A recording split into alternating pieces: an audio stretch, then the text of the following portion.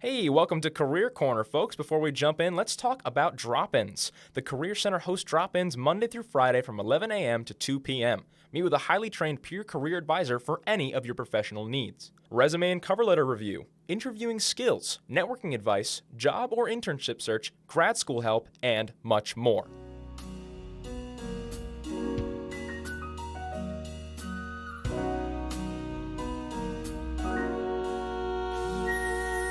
Hello and welcome to Career Corner, where we answer your career cues. My name is Lukas Kauffman. Joining me today, we have Stephen Salvatore and Meg Marzella to talk about what you can do with a degree in writing. Stephen and Meg, welcome to the show. So let's just start things right off. Tell us and the viewers a little bit about yourselves. We can start with Stephen. So I am a young adult author, currently young adult. All three of my currently published books are YA.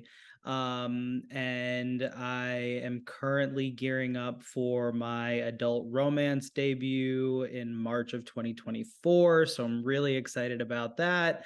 I generally just spend my days writing, dreaming about writing, and then teaching writing. It's fun. I get to immerse myself in the joy and process of writing every day. Amazing. And Meg? I am a content writer. I work in the marketing space. So I write a wide variety of, different things like blogs, newsletters, and then some social media content as well. I also spend all my days writing. It's definitely comes with the territory. But yeah. There are worse ways to spend your day. It's true. I love reading, so you guys are doing great things for me. Awesome. So you guys both majored in writing in college. What were your dreams as a freshman? What career were you looking to get into when you started, and how does that differ from where you are now? When I was a freshman back in 2004 at IC, my goals were to become a parkie. I really wanted to get into the park school. I really wanted to go into film. I wanted to go into directing. I didn't really have any aspirations to be a writer per se, even though like in my free time, I was always writing something. I just didn't really know that was a career path that I could take. It was never like shown to me like, hey, you can be a writer one day. I don't know if it's called an exploratory major still at IC, but that's what I entered in as, hoping that I could get into the communication school. And through that, I just started taking a bunch of different creative writing classes. And by my sophomore year, the first semester, I was like, I'm going to major in this. And I ultimately had no idea what I wanted to do with that. Everybody in my life was like, what are you going to do with that writing degree? And I'm like, I don't know, but it makes me happy. So I'm just going to go with it. And through taking different classes and different professors in the writing department, I slowly realized like, I want to do what they do. I want to, sit in front of a group of students and teach them how to enjoy what I'm enjoying. And then wouldn't it be cool to also publish a book one day, and then many, many, many books, and then, the great American novel and all of that, big, delusions of grandeur. So that's kind of like where I was at in my path at IC. So when I first applied to IC, I actually applied with a psychology major. I had always loved to write. It was always something that I enjoyed. But like Stephen said, there aren't a lot of people who are promoting writing. So a career in writing to me just looked like being an author and just writing books. And that's fine. But that wasn't something I could necessarily see myself doing. But I was encouraged by one of my wonderful high school teachers to follow my passion of writing. So I think a couple weeks before we got to campus my freshman year, I changed my major to writing. And I also wasn't quite sure what I wanted to do yet or where I wanted to end up. But I knew that the writing major was the right first step to get to where I wanted to be eventually. Awesome. And how about after college? What has your journey been like from graduating to having the position that you have now? So I graduated fairly recently. I graduated in 2022. It definitely was hard looking for careers because I still wasn't quite sure what I wanted to do. I had experienced a lot of different genres through the writing major at IC, which was great. I really got to dip my toes into everything. But when I was ready to graduate, I still wasn't quite sure where I was going to end up. But in my mind, as long as I was writing, I was going to be happy where I was. So after a couple months of sending hundreds of applications out there into the world, I ended up at a medical media company where I wrote for a pharmacy magazine called Drug Topics. I spent some time there and got a lot of great experience working with a lot of really great people who helped show me and illuminate what it was that I wanted to do. So after spending some time there, I transitioned into being a content writer at the company I currently am at. And here I'm experiencing a lot of different forms of writing. I get a lot of variety in my day-to-day responsibilities. So it never feels like I'm sitting there writing the same thing for a long time, which is great. And yeah. What is a content writer? What does that look like? Yeah, so it seems kind of complicated, but it's kind of just self-explanatory. A content writer is someone who writes content. And whether that be a blog, a newsletter, internal communications, external communications for a company, it can look like a lot of different things for different writers. And I think that's one of the beauties about being a content writer is there's so many different experiences you can have as a content writer. So I guess my story kind of begins while I was at IC. My advisor while I was there, who's still there, Joan Marcus, she's still in the writing department, love her. She was kind of like my mentor, and I went to her, it was my junior year, and I was like, what do I do to become you? Like, what's the path? Like, she was straight to the point with it. And she was like, listen, it's going to be a hard road. It didn't deter me at all. Like, I walked away from that meeting going, oh, this isn't going to be easy. But I had it in my mind that I really wanted to teach college writing. So I'm just going to do whatever I can. So I applied to an MFA program for after I graduated. I graduated with my MFA in 2011. And I just kind of like started sending out applications, and I got my first teaching gig in January of 2012 as an adjunct. My boss at the college that I was at was like, what do you want to do? And I was like, I don't know. He's like, what ideas do you have? And I'm like, I don't know. I'm really into the Hunger Games right now. So he's like, okay, teach the Hunger Games. So I assigned the first Hunger Games book, and developed an entire curriculum around that. And it was really fun. And I loved that. And so I just kept building my course load and getting different adjunct gigs at different colleges until I got my first full-time teaching position. All the while I was still writing and wanting to get published.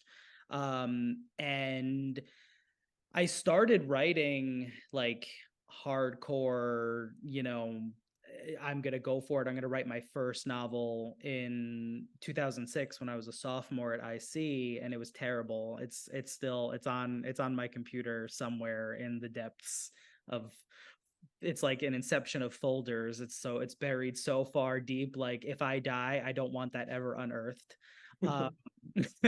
But I kept writing, I kept working at it, and I started querying literary agents in 2009, a year after I graduated IC, with a young adult contemporary that was a mess. But I thought it was the best thing ever. I was like, this is gonna win all the prizes and awards, and I'm gonna just like catapult myself to literary fame. It did not work out like that. It took me 9 years of querying a bunch of different manuscripts before I got my first agent, and that relationship didn't work out. And so I was back at it right from ground zero. But then I found, my current agent, and she was able to sell my debut novel within like 2 weeks of it being out on submission to editors. So it was very much like right place, right time, right book. Took me 10 years of like really trying to get there, but I got there. So whether it's sending out hundreds of applications or trying to get published for 10 plus years, it sounds like it can be pretty hard to get started in this field.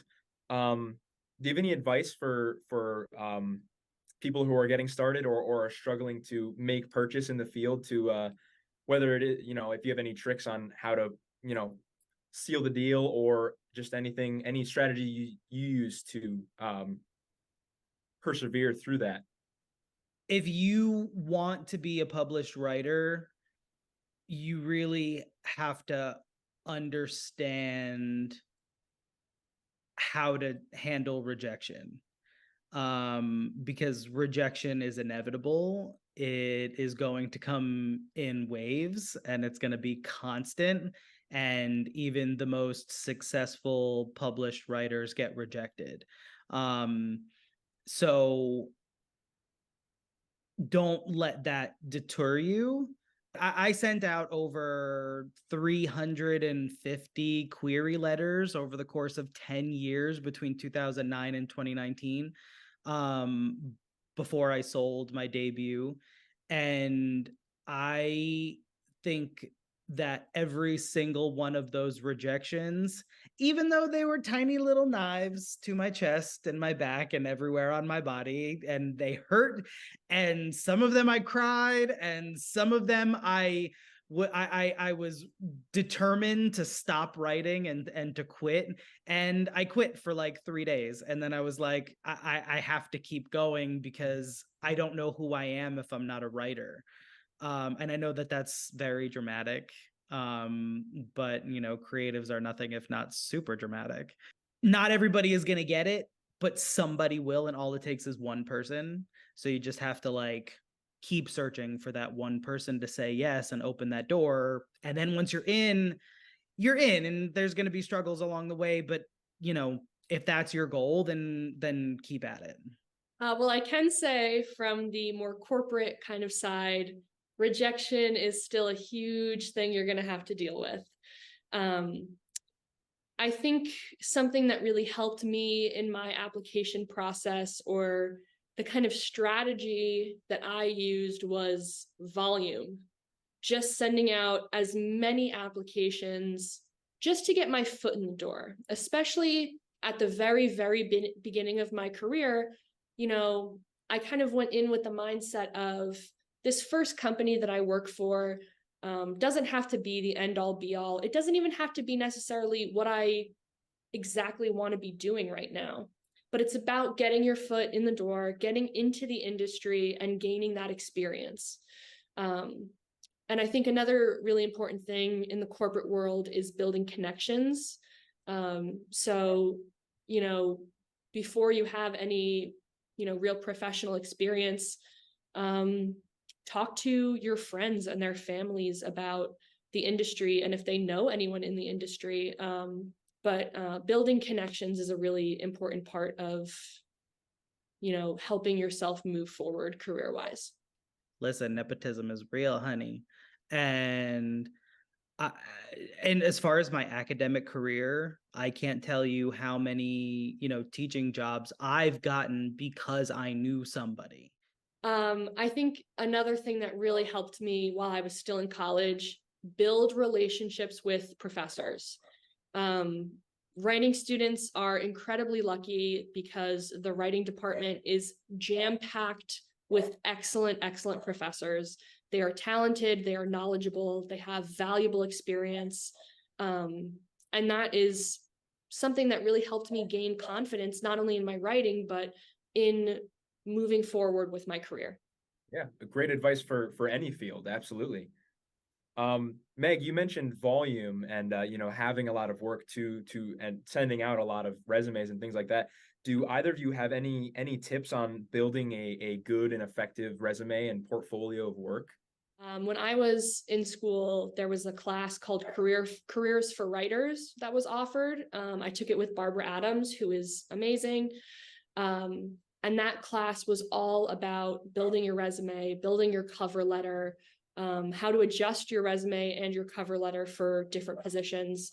That class was incredibly, incredibly helpful for me. Go seek out some sort of tutorial help, like work with somebody who knows what they're doing, how to like tweak your resume. If you can take a class with Barbara Adams, she is incredible.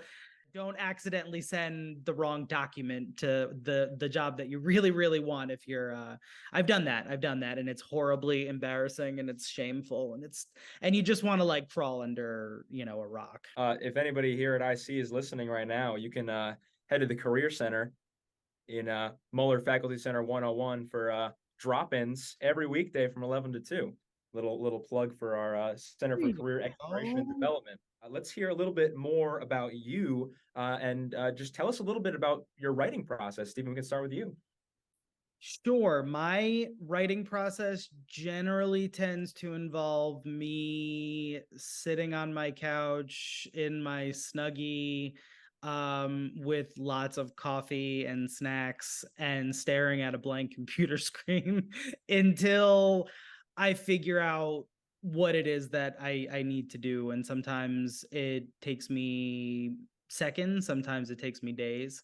But my process has definitely changed, like overall, over the last couple of years, especially since I sold my debut in 2019, because before that I was really engaging with the act of writing out of the joy of it and the drive for wanting to get published.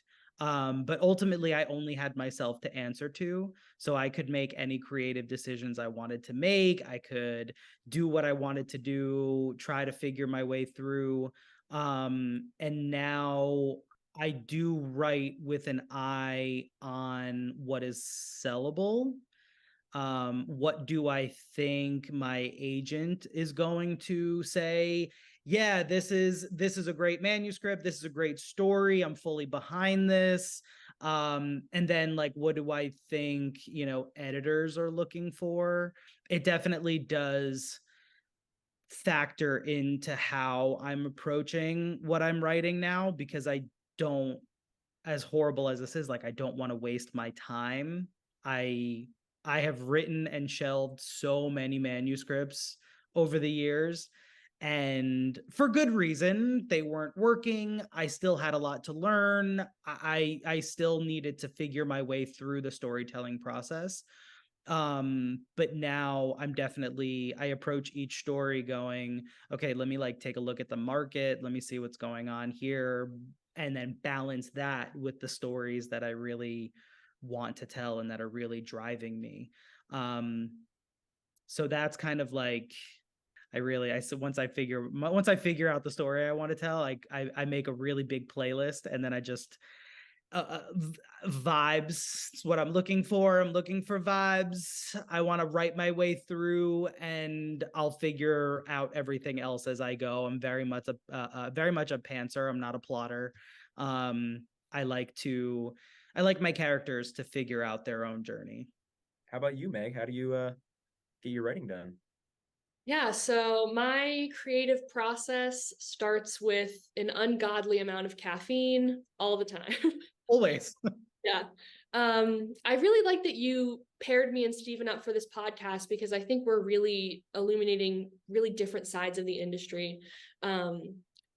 Personally, for me, when I sit down to write, it's not just considering what I want to write or what I think would be good to write, because I'm writing on behalf of a company.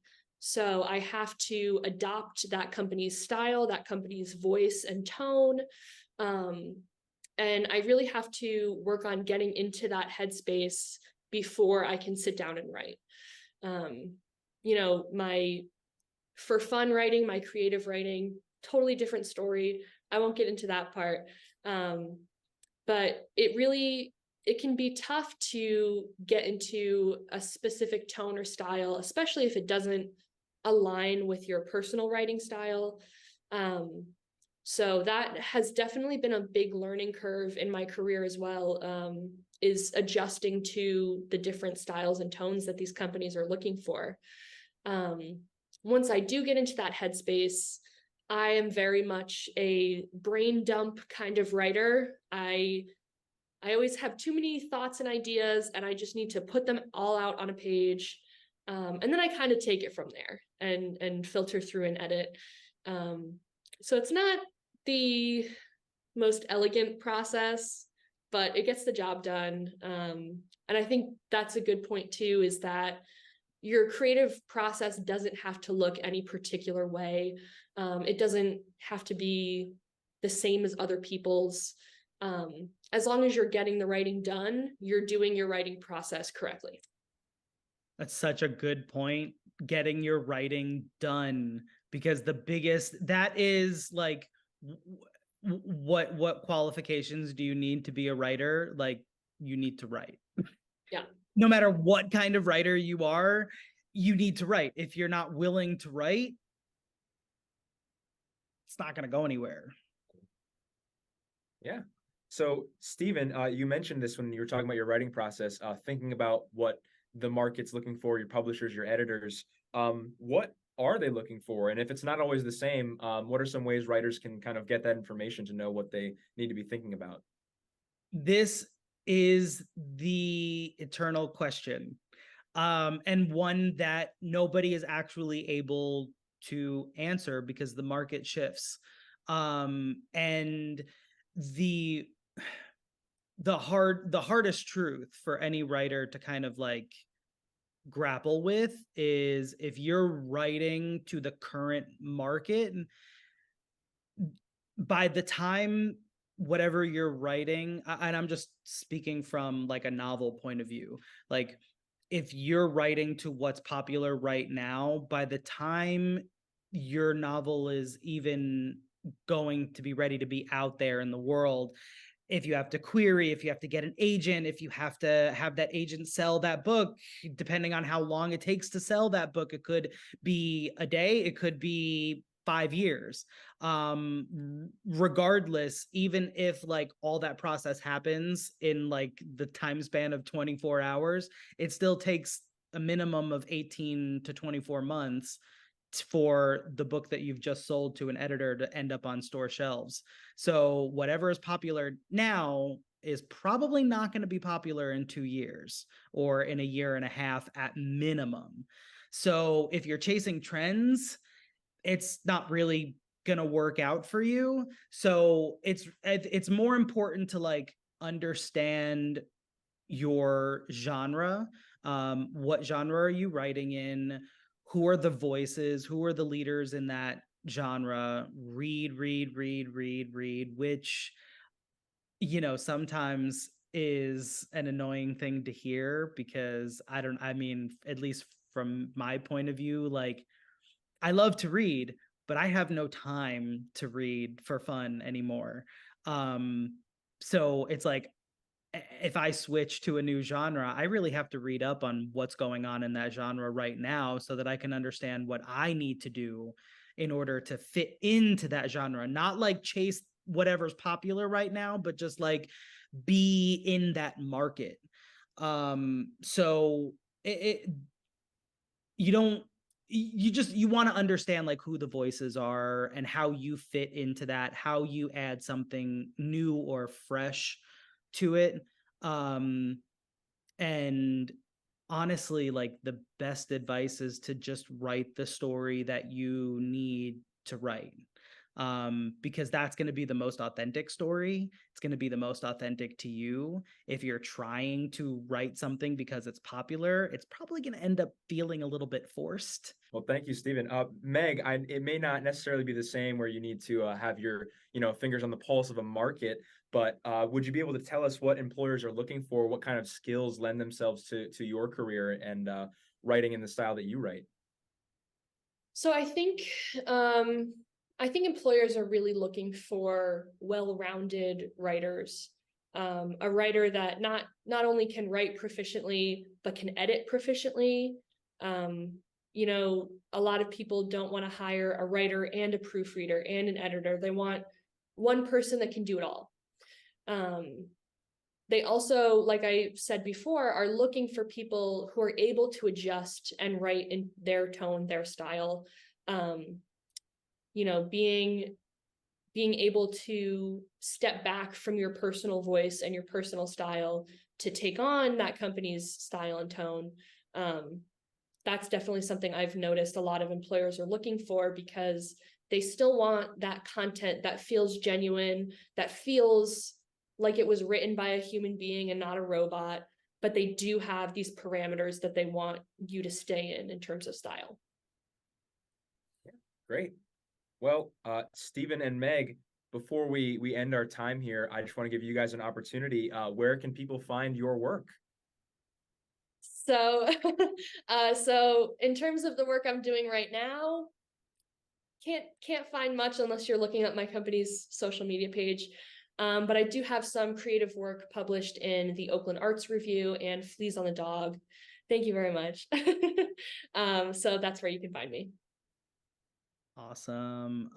So you can find me on social media. I am not on what are we calling it? Twitter, X, whatever. But Instagram, Stephen Salvatore Books. You can buy my debut novel, Can't Take That Away. You can buy And They Lived, which is my second book. You can buy the book that just came out, No Perfect Places, in any bookstore, assuming they have a copy. My next book, The Boyfriend Subscription, which is my adult romance debut, comes out March 26th, 2024. And it's a gay retelling of Pretty Woman, which is very exciting. And I love that book so much. So Stephen and Meg, thank you so much for coming and joining us on Career Corner. Thank you so much. Go IC. Go IC. All right. Well, folks, you don't have to wait for our next episode to get career guidance. You can visit office hours every weekday from 11 to 2 in Muller Faculty Center 101. I'm Lukas Kauffman, and this has been Career Corner.